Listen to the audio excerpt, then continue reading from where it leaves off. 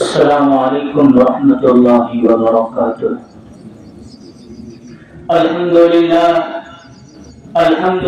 نحمده ونستعینه ونستغفره ونؤمن به ونتوکل علیہ ونعوذ باللہ من شرور انفسنا ومن سیئات اعمالنا، من يهد الله فلا مضل له ومن يضلله فلا هادي له، ونشهد أن لا إله إلا الله وحده لا شريك له، ونشهد أن سيدنا ومولانا محمدا عبده ورسوله صلى الله عليه وعلى آله وأصحابه وبارك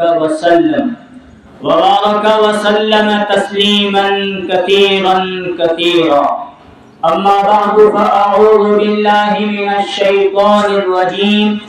بسم الله الرحمن الرحيم. قل إن صلاتي ونسكي ومحياي ومماتي لله رب العالمين. وقال النبي صلى الله عليه وسلم: من وجد منكم سعة أن يضحي فلم يضحي فلا يقربن مصلانا، أو كما قال عليه الصلاة والسلام. صدق الله العظيم وصدق رسوله النبي الكريم. رب اشرح لي صدري ويسر لي أمري واحلل عقدة من لساني يفقهوا قولي. ایک مرتبہ نبی اکرم صلی اللہ علیہ وسلم پر بآواز بلند درود شریف پڑھ لیجیے. اللهم صل على محمد وعلى آل محمد كما صليت على إبراهيم وعلى آل إبراهيم إنك حميد مجيد. اللهم بارك على محمد وعلى آل محمد كما باركت على إبراهيم وعلى آل إبراهيم إنك حميد مجيد. لبيك اللهم لبيك، لبيك لا شريك لك لبيك، إن الحمد والنعمة لك والملك لا شريك لك. الله أكبر الله أكبر، لا إله إلا الله والله أكبر، الله أكبر ولله الحمد. جو ساتھی عیدگاہ کے اندر تشریف لا چکے ہیں ان سے درخواست ہے کہ سایہ درختوں کی چھاؤنی پکڑ کر نہ بیٹھے. الحمدللہ بہت سارے لوگ آ چکے ہیں عیدگاہ میں اور بیٹھ بھی چکے ہیں. جو ساتھی ادھر ادھر منتشر ہیں ان سے درخواست ہے کہ اندر آ کر بیٹھ جائے. آ جائے ساتھی. اور جو ساتھی انتظام کر رہے ہیں ان سے بھی درخواست ہے کہ شور شرابہ، بات چیت، لوگوں کو ڈانٹنا چلانا، ایسی حرکت ذرا برابر نہ کرے. پیار و محبت کے ساتھ لوگوں کو آگے بھیجتے ہوئے جائیں. ایسا بیچ میں جگہ خالی ہے، آگے بڑھو. جگہ خالی ہے، ان جگہوں کو پر کرتے رہے. اس طرح کنارے کنارے سے بیٹھنا اچھا نہیں ہے. اور قریب آ جاؤ ساتھی.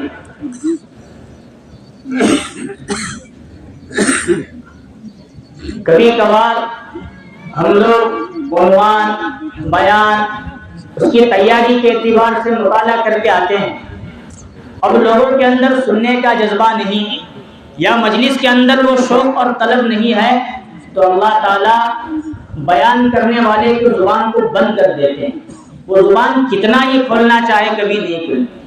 اور اگر لوگوں میں شوق جذبہ مجلس سننا چاہتی ہے، عمل کرنا چاہتی ہے، پھر جو ہم نے کبھی پڑھا نہیں ہے، کبھی اپنے اساتذہ سے سنا نہیں، وہ باتیں اللہ تعالیٰ زبان سے نکال کر خود بھی عمل کی توفیق دیتے ہیں، دوسروں کو بھی عمل کی.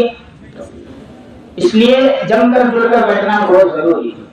گجرات میں ہمارے ایک استاد حضرت مولانا مفتی اسماعیل صاحب ابھی بھی ہیں، اللہ ان کی عمر کو تعالیٰ میں حیات لمبی عمر فرمائے، صحت عافیت نصیب فرمائے. کا مزاج تھا درسگاہ کے اندر بھی اور کہیں بیان کرنے گئے شور شرابہ نہ ہو اور مجمع ایک ساتھ دیکھتے رہے. ایک مرتبہ ان کو جمعہ میں لے کر گئے، اسے کہا گیا آپ کو جمعہ کا بیان کرنا. انہوں نے پہلے شرط لگائی میں کروں گا، لیکن اچانک کون کو آنا، بیچ مجمع سے آنا، مجھے بیان جمتا نہیں. تو ویسا ٹھیک ہے کر کے بتایا. اب جمعہ میں تو آپ لوگوں کو معلوم ہے کیا ہمارا کرناٹک، کیا ایک سمبر، کیا گجرات، اور کیا آج کل حالت مکہ مدینہ کی بھی ہو رہی ہے۔ لوگ سیدھا تکبیر تحریمہ کے وقت حاضر ہونا، بیان کا شوق نہیں، تو بیان کرنے ہمارے استاد صاحب بیٹھے ہیں، بیچ میں سے اگلا آ لگا، کنارے سے اگلا آ لگا، ادھر سے آ لگا، ادھر سے آ لگا، انہیں بیان بند کرے جاگو گھر کو چھوڑے، اپنی 4 رکعت ظہر جاگو گھر میں پڑھے۔ کبھی کبھار مسئلہ ایسا آپ اگر شوق کے سنیں گے انشاءاللہ اللہ کھولیں۔ اللہ تبارک و تعالیٰ کا احسان، اللہ کا فضل اور اللہ کا کرم ہے کہ اللہ تعالیٰ نے ہم تمام کو اپنی نسبت سے، اپنے حبیب نبی اکرم صلی اللہ علیہ وسلم کی نسبت سے یہاں عیدگاہ میں عید الاضحیٰ کے تعلق سے جمع ہونے کی، جڑنے کی، کہنے سننے سنانے کی توفیق نصیب فرمائے۔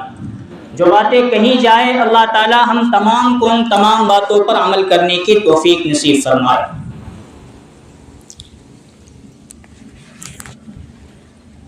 ہم جو آج عیدگاہ میں جمع ہیں بقرعید عید الاضحیٰ کے تعلق سے جمع ہیں۔ قربانی کی فضیلتیں، قربانی کا ثواب، نہ کرنے پر کیا وعید، یہ سب ہمارے سامنے جمعہ در جمعہ، جمعہ در جمعہ الحمدللہ ثم الحمدللہ حفاظ، علماء، ائمہ اکرام کے تعلق سے آ کر ہمارے سامنے بہت ساری باتیں چلی گئی۔ قربانی یہ بہت بڑا عمل ہے، اس کو صحیح طریقے سے ادا کرنا، جس طرح نبی اکرم صلی اللہ علیہ وسلم نے فرمایا اس طرح کرنا، یہ قربانی کے قبول ہونے کی علامت اور دلیل بن جاتی ہے۔ اور ہم نے نبی صلی اللہ علیہ وسلم کا طریقہ چھوڑ کر اپنے اعتبار سے کرنے کی کوشش کی تو جو سنت پر نہیں آتا وہ عبادت بھی اللہ تعالیٰ کو قبول نہیں ہوتی۔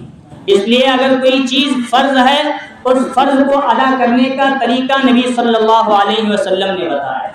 جیسے قرآن کریم میں نماز کا حکم، زکوٰۃ کا حکم بہت مرتبہ آیا ہے، لیکن قرآن کریم کی کسی آیت کے اندر کھل کر یہ بات نہیں آئی کہ صبح میں 2 رکعت فرض، 2 رکعت سنت، ظہر میں کرتے 4 رکعت سنت مؤکدہ، 4 رکعت فرض، 2 رکعت سنت، 2 رکعت نفل، یہ طریقہ نہیں آیا۔ اسی طرح عصر، مغرب، عشاء، اس طریقے کو نبی اکرم صلی اللہ علیہ وسلم نے بیان فرمایا۔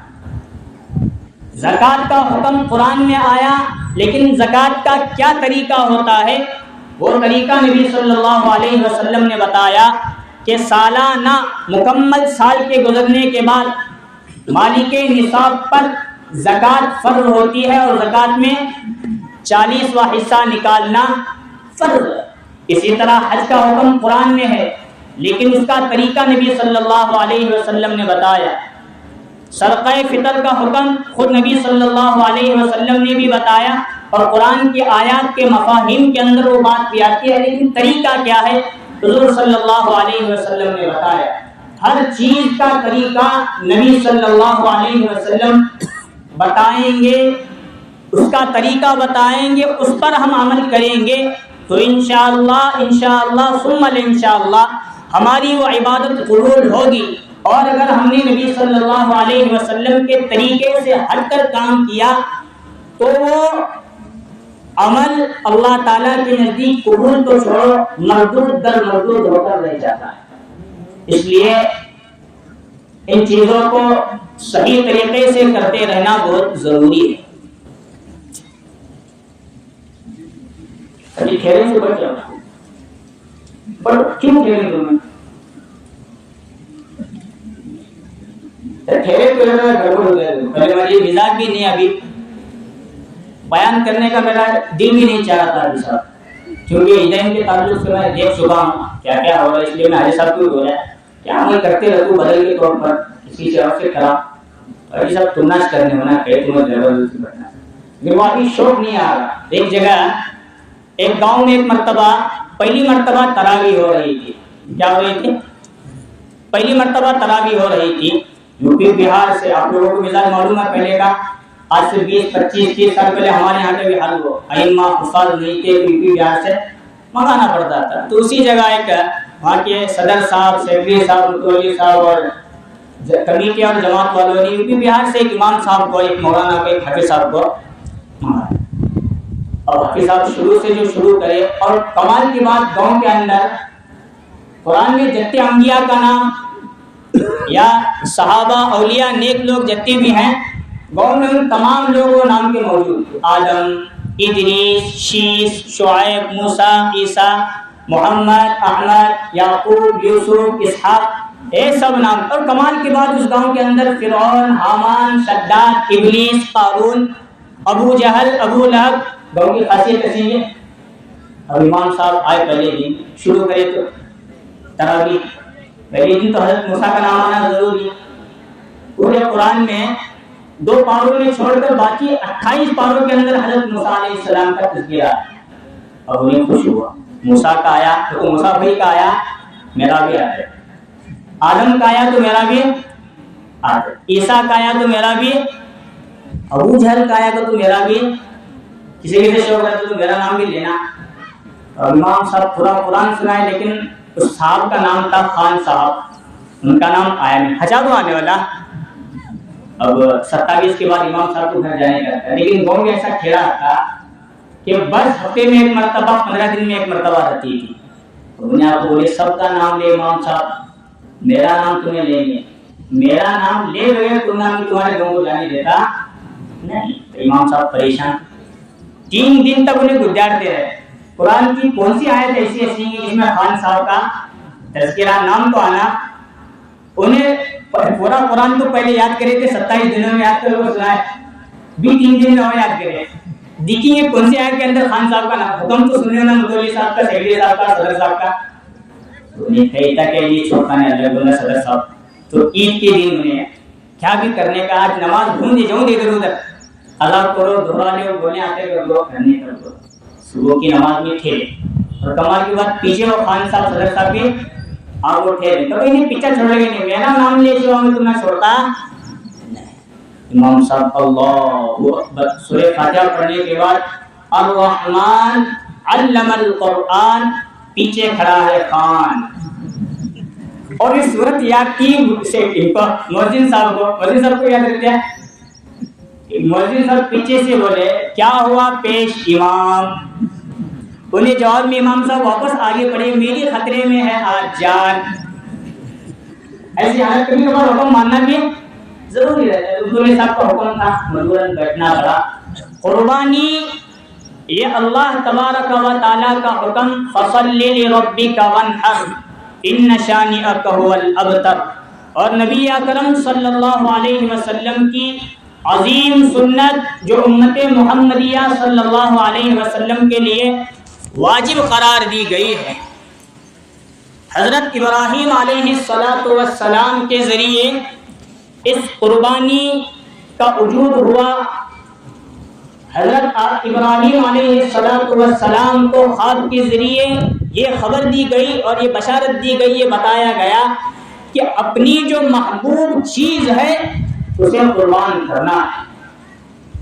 حضرت ابراہیم علیہ السلام سمجھے کہ محبوب چیز مال ہے، تو انہوں نے پہلے دن اونٹوں کو ذبح کیا، قربان کیا۔ وہی خواب دوسرے دن پھر دہرایا گیا کہ اپنی محبوب چیز اللہ کے راستے میں قربان کرو، تو حضرت ابراہیم علیہ السلام نے پھر قربان کر دیا، ذبح کر دیا اونٹوں کو۔ تیسرے دن پھر حکم نازل ہوا کہ اللہ کے راہ میں اپنی محبوب چیز قربان کرو۔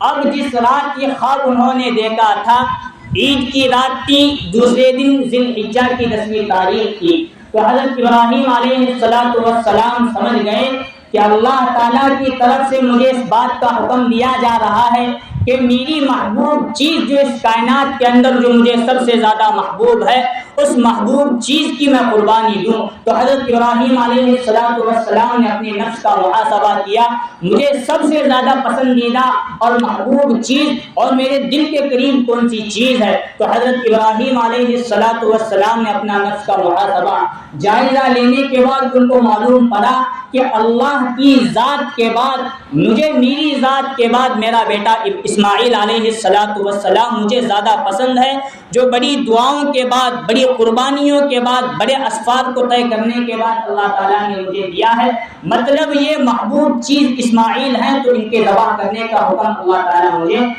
دے رہا۔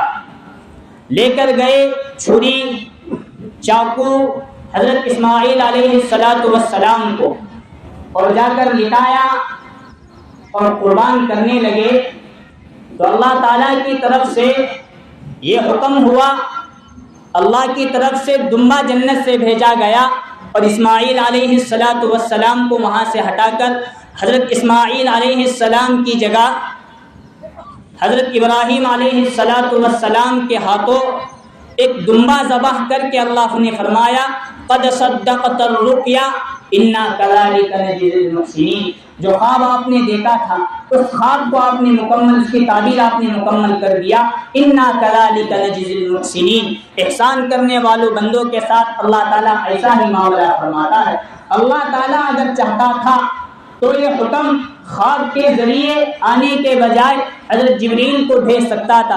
حضرت جبریل کے بھیجنے کے بعد پھر اس خواب کو مکمل طور پر جیسا حکم نازل ہوا ہے اس کے کر گزرنے کا فوراً حکم ہو سکتا تھا، اور حضرت اسماعیل علیہ السلام، حضرت ابراہیم علیہ السلام کے لیے کوئی تعویل کرنے کی یا حکم میں آگے پیچھے کرنے کی کوئی ادھر ادھر کی بات نہیں ہو سکتی تھی، لیکن امت مسلمہ کو یہ بتانا تھا انبیاء علیہ السلام حضرت جبریل کے ذریعے بھیجے گئے، ہر حکم کو جس طرح پورا کرتے ہیں انبیاء علیہ السلام کا خط بھی یہ اللہ کی طرف سے نبوت اور وحی ہوتا ہے، اس کو بھی انبیاء علیہ السلام پورا کر گزرتے ہیں۔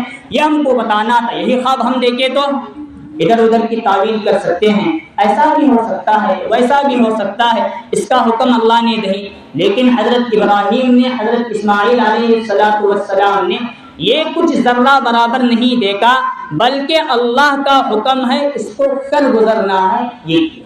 قربانی کے ذریعے جو سبق اللہ تعالیٰ نے ہمیں دیا ہے فقط قربانی تک ہی محدود نہیں ہے۔ ہم کیا سمجھتے ہیں؟ بکرا لانا، بڑا جانور لانا، حصہ اس کے اندر دینا، قربانی کر دینا، کیا ہو گئی ہے؟ بولو کیا ہو گئی؟ کیا ہو گئی؟ دھوپ ایسی کڑک ہے، مے کا مہینہ، کیا انتظام میں لوگ کرتے جا رہے ہیں۔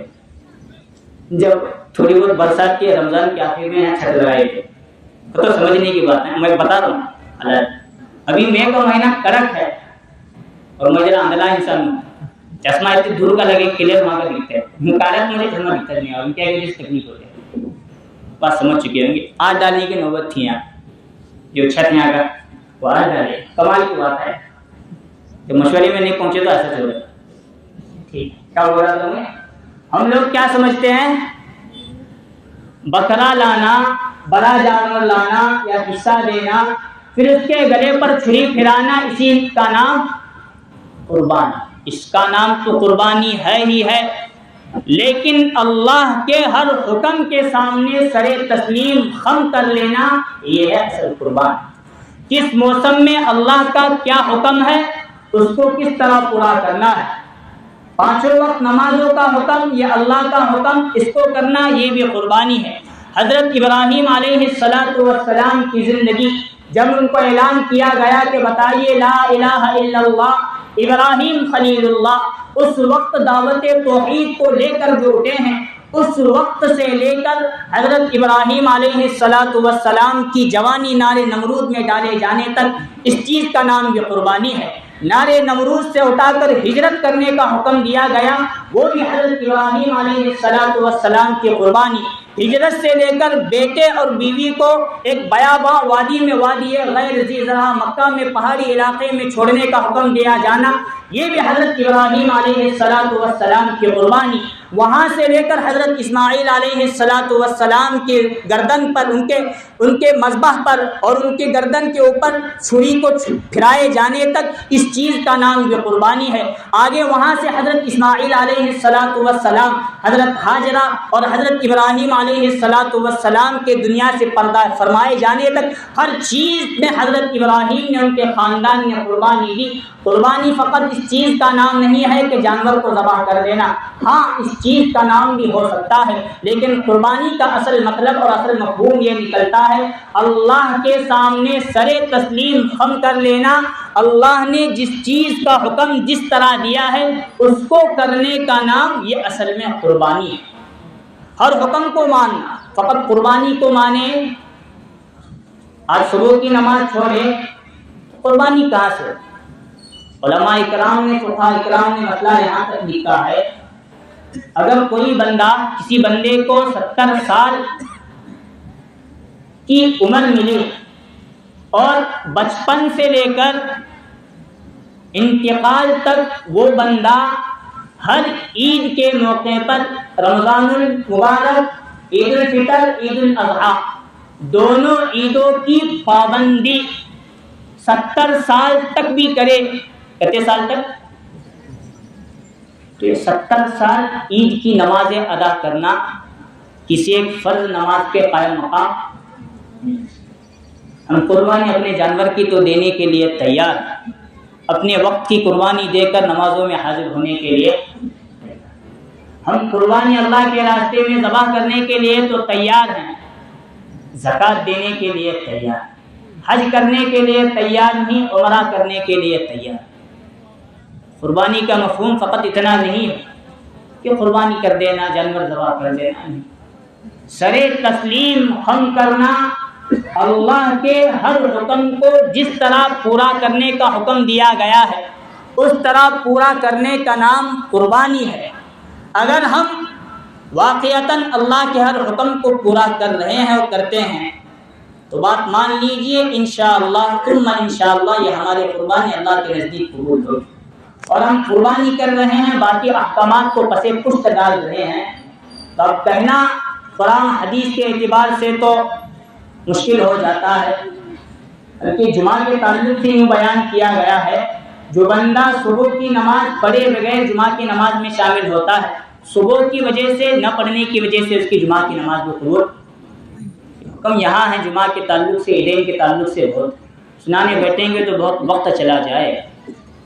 حضرات صحابہ کرام رضوان اللہ تعالی علیہم اجمعین کے سامنے نبی اکرم صلی اللہ علیہ وسلم نے قربانی کے ثواب، قربانی کی اہمیت، قربانی کی فضیلت سامنے رکھی، تو صحابہ کرام نے پوچھا ما هذه الاضاحی یا رسول اللہ، اے اللہ کے رسول ان قربانیوں میں ہمیں کیا نہیں ہے، یہ قربانی کس چیز کا نام ہے؟ پہلے سوال کیا۔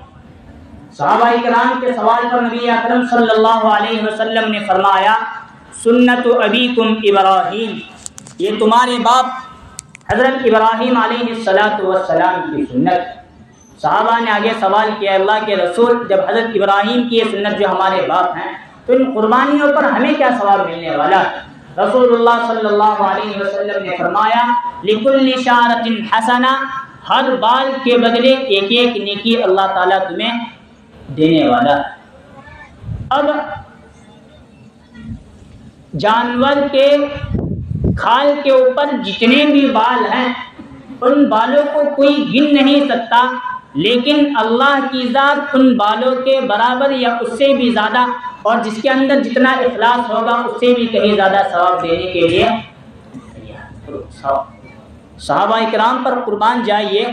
صحابہ کرام رضوان اللہ تعالی علیہ اجمعین نے الگ الگ مقامات پر حضور صلی اللہ علیہ وسلم سے سوال کر کے امت کے ترغیب کے اندر اضافہ کیا، یہ ہم تو کر سکتے ہیں لیکن تمہارے لیے ثواب مانے رکھے گا، تو دیکھو یہ ثواب اللہ کے رسول صلی اللہ علیہ وسلم نے بیان فرمایا، یہ اس چیز کا تعلق اللہ تعالیٰ نے بیان فرمایا، نبی صلی اللہ علیہ وسلم نے بیان فرمایا، اب تو کرو۔ ہر چیز، ہر بال کے عوض اللہ تعالیٰ ایک ایک نیکی کا ثواب دینے والے۔ آگے صحابہ نے پوچھا فَمَسُّوفُ فِيهَا یا رسول اللہ، اون کے تعلق سے آپ کیا حکم ہے؟ رسول اللہ صلی اللہ علیہ وسلم نے فرمایا اس جانور کے اون کے برابر بھی اللہ تعالیٰ ہر بال کے عوض بھی ایک ایک نیکی کا ثواب دینے۔ تو قربانی کوئی معمولی ثواب، معمولی عبادت، معمولی حکم نہیں ہے، اس کو جس طرح کرنے کا حکم دیا گیا ہے اس طرح کرنا کے قبول ہونے کی دلیل اور علامت ہے۔ وہ طریقے چھوڑیں گے تو مردود ہو کر رہ جائے گا۔ ساتھی چیخے چلائے نہیں، خاموش رہے، آ کر بیٹھ جائے ساتھی. وہ جو ساتھی ادھر ادھر کھڑے ہیں دیکھو، آ کر ذرا بیٹھ جاؤ. انشاءاللہ وقت پر مکمل بیان بھی ہوگا اور وقت پر نماز اور جماعت بھی کھڑی کی جائے گا. ساتھی بیٹھ جاؤ، ادھر ادھر مت رہو کوئی بھی، اور ادھر ادھر دیکھ رہے ہیں اچھا نہیں ہے. نبی اکرم صلی اللہ علیہ وسلم نے فرمایا، جس کی راوی حضرت عائشہ رضی اللہ عنہا فرماتی ہیں کہ کل قیامت کے دن قربانی کا جانور اپنے سینگ، کھر، بالوں کے ساتھ زندہ کر کے واپس پل صراط پر لایا جائے گا، اور وہ قربانی کا جانور کل قیامت کے دن پل صراط پر قربانی کرنے والے کے لیے ایک سواری کا حکم میں ہوگا. اور یہی کل قربانی کا جانور اگر اخلاص کے ساتھ ذبح کیا گیا ہے، اخلاص کے ساتھ اس کی قربانی کی گئی ہے، تو اس قربانی کے جانور کو اللہ تعالیٰ نامہ اعمال میں اور ترازو کے پلڑے میں رکھ کر اس کے وزن کو بڑھا کر اس بندے کو کامیاب کر کے جنت الفردوس کا فیصلہ فرمائیں. اور آگے حضرت عائشہ رضی اللہ عنہا بیان کرتی ہیں، قربانی کا جانور جب ذبح کیا جاتا ہے تو اس کا خون کا قطرہ زمین پر گرنے سے پہلے اللہ تعالیٰ اس قربانی کو قبول فرما لیتے ہیں. اور ایک حدیث کے اندر نبی صلی اللہ علیہ وسلم نے بیان فرمایا، قربانی کے 3 دن ہیں، 10ویں، 11ویں اور 12ویں. ان 3 دنوں میں اللہ تعالیٰ کو قربانی کے حکم سے بڑھ کر کوئی اور عبادت اتنی پسند نہیں جتنی ان 3 دنوں میں قربانی پسند ہے اور خون بہانا پسند ہے. کوئی اور عبادت ان دنوں میں کی جائے اور قربانی کو چھوڑ دیا جائے تو وہ عبادت اللہ تعالیٰ کو اتنی پسند نہیں ہوتی جتنا قربانی کرنا پسند ہے. جو قربانی کے دن آتے ہیں تو ہمارے ایک اشکال پیدا ہونا شروع ہوتا ہے، اتنے سارے بکرے کیسا ذبح کرنے کا، 32 رقم ہمیں جمع کر کو کسی مدرسے میں دیں گے، کسی غریب کا گھر بنائیں گے، کسی ایسا کریں گے ویسا کریں گے. یہ سب شیطانی وساوس اور شیطانی خیال ہے. اگر کوئی بندہ ایک حصہ دیتا ہے یا 15، 20، 25 ہزار کا جانور لاتا ہے، اور کوئی دوسرا بندہ 25 کروڑ روپے ان 3 دنوں میں صدقہ کرتا ہے، قربانی نہیں کرتا. علماء نے احادیث کی تشریح اور قرآن کی تفاسیر کے اعتبار سے مفہوم بیان کیا ہے. اس بندے کی قربانی اللہ کو پسند ہے. یہ جو 25 کروڑ روپے ان 3 دنوں میں صدقہ خیرات کیے گئے وہ اللہ کو اتنا پسند نہیں جتنا، کیونکہ یہ حکم اللہ کا ہے. اس وقت یہی حکم ہے. ہر موسم کے اعتبار سے کوئی نہ کوئی حکم ہوتا ہے. قربانی کے تعلق سے قربانی کا حکم ہے. ان 3 دنوں میں قربانی کرنا واجب. اگر ہمارے دل و دماغ میں کوئی بات آئے میں قربانی نہیں کرتا، میں اتنی ہی رقم صدقہ خیرات کر دیتا ہوں، تو وہ صدقہ خیرات کرنے کا وقت اب نہیں، اب جو وقت ہے قربانی کرنے کا وقت. یہ دل و دماغ سے بات ہم تمام لوگوں کو نکالنے کی ضرورت ہے. ایسی ہی ویسے قربانی کا حکم نہیں دیا گیا. حضرت ابراہیم علیہ السلام نے اپنے لخت جگر نور نظر حضرت اسماعیل علیہ السلام کے گلے پر چھری رکھی، بتایا ہمیں یہ گیا ہے کہ اپنا مال اللہ کے راستے میں قربان کر کے، اپنی جان کو قربان کر کے، اپنا وقت اپنا مال قربان کر کے اللہ کا مقرب اور نیک اور محبوب بندہ بننے کی کوشش کرو. یہ قربانی کے ذریعے اخلاص پیدا ہوتا ہے. یہ قربانی کے ذریعے ہم کر سکتے ہیں. قربانی فقط نام نہیں ہے قربان کر جانے کا جانور. قل ان صلاتی ونسکی ومحیای ومماتی للہ رب العالمین. میری نماز، میری قربانی، میرا جینا، میرا مرنا سب اللہ رب العالمین کے لیے ہے. ہر حکم کو ماننا یہ اصل میں قربانی ہے، اور ہر حکم کو چھوڑ کر قربانی کر دینا اس چیز کا نام قربانی ذرا برابر نہیں ہے. جس شخص کے پاس 52.5 تولہ چاندی یا اس کی رقم 7.5 تولہ سونا یا اس کی رقم ہے، ایسا بندہ شریعت کی نگاہ میں صاحب نصاب کہلاتا ہے. تو ایسے بندے پر قربانی کے ان 3 دنوں میں قربانی کرنا واجب ہے. اگر کوئی مسئلے ایک دو تین مسئلے سن لیجئے پھر انشاءاللہ بات مکمل کر دیتے. اگر کوئی بندہ اتنا غریب تھا عید کے دن اس کے پاس پیسہ نہیں تو اس پر قربانی فی الحال واجب نہیں, لیکن قربانی کے کتنے دن ہیں؟ 10ویں 12ویں کے غروب سے پہلے. اگر اس بندے کے پاس عصر کے وقت تیسرے دن عصر کے وقت اتنا پیسہ آیا جس سے 52.5 تولہ چاندی آ سکتی یا 7.5 تولہ سونا آ سکتی, تو ایسے بندے پر وقت کی نزاکت اور وقت کے تقاضے کے اعتبار سے جو قربانی کرنا واجب. اب اس بندے کو مسئلہ معلوم تھا, وہ پیسہ لے کر نکلا کہیں حصہ مل سکتا ہے, یا اس نے ایک مستقل 25-30 ہزار 20 ہزار رقم طے کی, اب عصر سے مغرب کے دوران میں یہ رقم خالص قربانی کے جانور کے لیے طے کرتا ہوں. اے مسئلہ سمجھ میں آپ؟ اب اس نے 20-25-30 ہزار مستقل الگ نکالے, مغرب سے پہلے اس نے جانور تلاش کیا یا نہیں کر سکا. اگر تلاش کیا جانور ملا تب تک مغرب کا وقت ہوا, اب وہ پورا کا پورا جانور قربان کرے گا تو قربان نہیں ہوگی, اس کا حکم ذبح میں ہو جائے گا.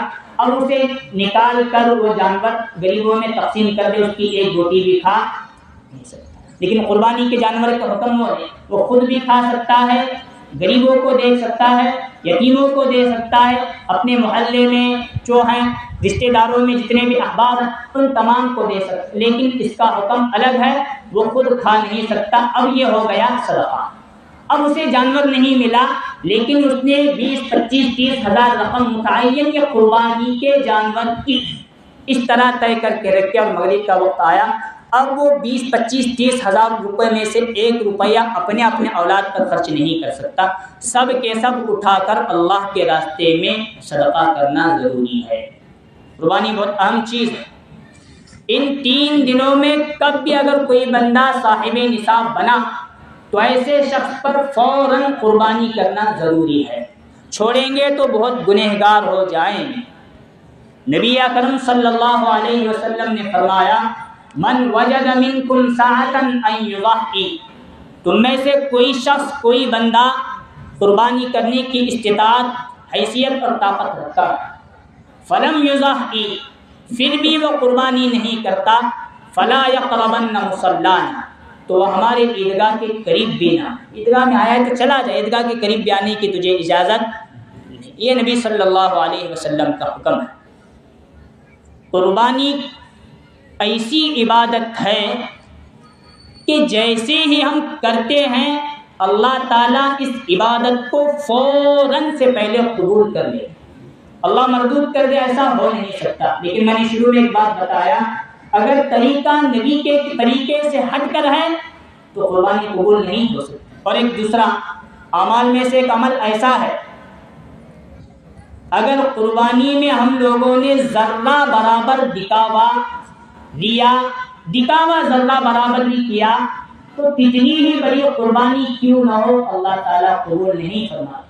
لن ینال اللہ لحومها ولا دماؤها ولکن ینالہ التقوی منکم, اللہ تعالیٰ کو تمہارے جانوروں کا خون اور گوشت نہیں ہو, ولکن ینالہ التقوی منکم, جو تمہارے دل کا اخلاص اور تقوی ہے یہ اللہ تعالیٰ کو.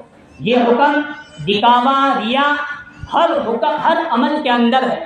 جب بھی کوئی کام اللہ کے بجائے کسی غیر کو دکھانے کے لیے کیا جائے, وہ عمل کتنا ہی بڑا کیوں نہ ہو اللہ تعالیٰ اسے قبول نہیں فرماتے. ان اللہ لا ينظر الى صورکم واموالکم ولکن ينظر الى قلوبکم واعمالکم, اللہ تعالیٰ تمہارے صورت اور تمہارے اعمال کو نہیں دیکھتے, اللہ تعالیٰ تمہارے دلوں کو اور تمہارے اعمال کو دیکھتے ہیں. اللہ کو صورت اور ہمارے اموال سے کوئی لینا دینا نہیں, ہمارا دل کا اخلاص, ہمارا دل کا تقویٰ کیا ہے یہ اللہ تعالیٰ کو ہے. قربانی کے اندر ذرہ برابر ریا دکھاوا آ گیا تو اللہ تعالیٰ قبول نہیں. ہر عبادت, ہر اللہ کے عمل, ہر اللہ کے حکم کے اندر یہ مسئلہ ہے. جہنم میں ایک وادی جب الحزن نام کے ایک ایسی وادی ہے, جہنم خود 100 مرتبہ دن میں اس سے پناہ مانگتی ہے, اللہ اس وادی سے میں خود پناہ مانگتی ہے. نبی اکرم صلی اللہ علیہ وسلم نے فرمایا وہ جب الحزن نامی وادی ایسے بندے سے کو اپنے اندر آنے کی دعوت دیتی ہے جس کا مفہوم اللہ کے نبی صلی اللہ علیہ وسلم فرماتے ہیں جو بندہ دکھاوے کے لیے قرآن پڑھنے کے ساتھ ساتھ اللہ کے احکام کو پورا کرتا ہے دکھانے کے لیے، ویسے بندے کل قیامت کے دن جہنم کے اس وادی کے اندر ڈالے جائیں گے جس وادی سے خود جہنم 16 مرتبہ پناہ۔